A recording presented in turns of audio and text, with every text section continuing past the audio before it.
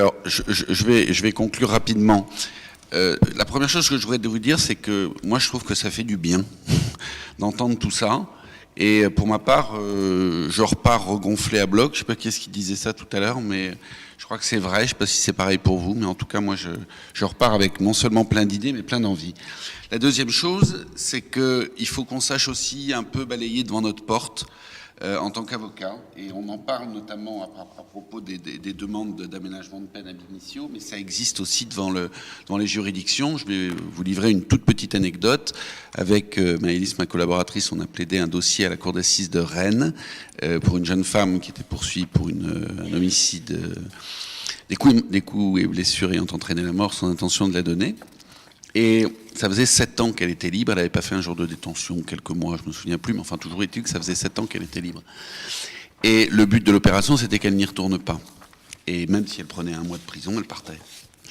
Et donc j'ai des réquisitions de 5 ans, je plaide sur 5 ans sursis intégral, et ils reviennent et ils la condamnent à 5 ans, dont 2 fermes. Et là, le président dit, et la Cour a décidé d'aménager la peine de 2 ans ferme ab initio. Et après, on va le voir derrière.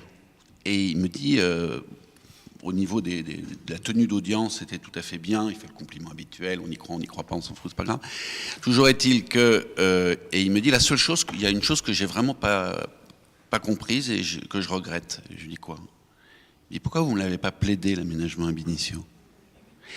Je suis devant une cour d'assises et je me dis que je vais plaider un aménagement ab initio. Eh ben oui. Alors c'est peut-être un magistrat exceptionnel, c'est peut-être quelqu'un qui avait réfléchi au problème, c'est peut-être les jurés qui lui ont dit mais c'est pas possible, elle peut pas repartir en prison cette fille. Et il a trouvé le truc. Le problème c'est que c'est pas moi qui l'ai trouvé. Donc il faut qu'on sache balayer devant nos portes, il faut qu'on constitue des dossiers qui tiennent la route quand on fait des demandes d'ARSE, il faut qu'on soit peut-être un petit peu plus pointu dans la manière dont nous déposons, nous préparons nos dossiers. La troisième chose que je voudrais dire, c'est que j'ai un peu agressé gentiment, mais Monsieur Morel-Larle tout à l'heure, c'est ça son nom? Je ne l'écorche pas.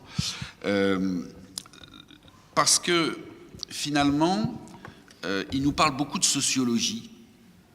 Mais en fait, généralement, quand les gens commencent à parler de sociologie, c'est qu'ils évitent les questions qui sont posées et qui fâchent. Vous dites, oui, mais il y a des sociologues qui ont dit ci, qui ont dit ça, ok. Personne ne les lit, les sociologues, ou il y en a quelques-uns qui les lisent. En tout cas, ceux qui veulent en faire du didacticiel pour expliquer les choses auxquelles ils ne sont pas capables de répondre. Moi, je voudrais dire 2 choses.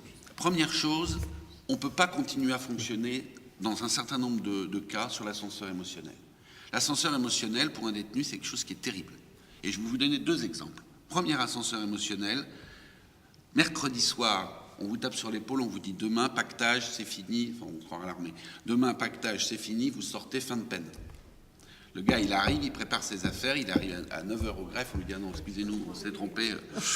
On vient de recevoir un fax, là, on nous explique que vous avez encore une peine de 6 mois à effectuer. C'est fréquent. C'est pas un truc comme ça sorti au hasard d'un chapeau. Hein, c'est fréquent. Deuxième exemple. Et je vous donne l'exemple que j'ai eu il y a quelques jours, qu'on a eu avec mes collaboratrices. On a un client, il a 6 enfants. Il est tombé pour une peine importante, il a pris 6 ans. Et on fait une demande d'aménagement de peine parce qu'on peut faire cette demande d'aménagement de peine compte tenu du temps qui lui reste à effectuer.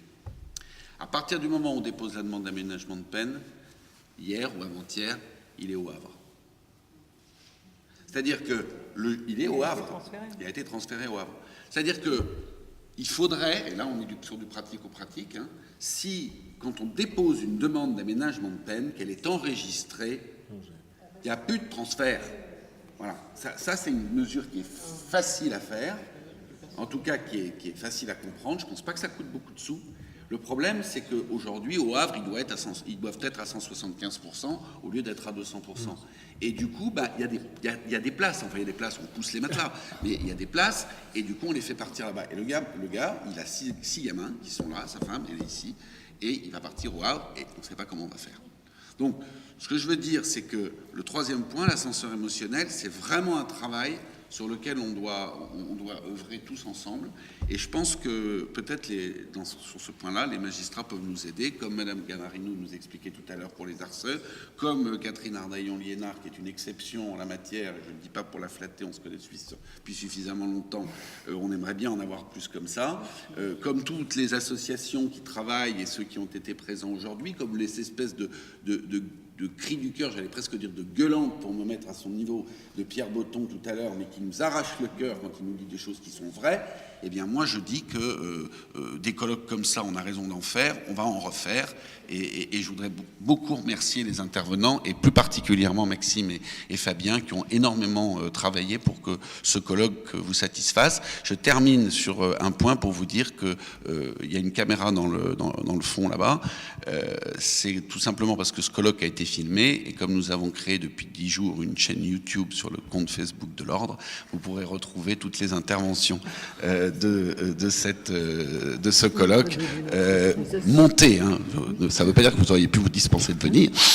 Montées pour que vous puissiez, notamment, il y a eu des interventions, il y avait des articles de loi, des jurisprudences, c'est comme ça qu'on n'a pas eu le temps de noter au débeauté, et donc que vous allez pouvoir retrouver. Voilà, je vous remercie infiniment de votre présence.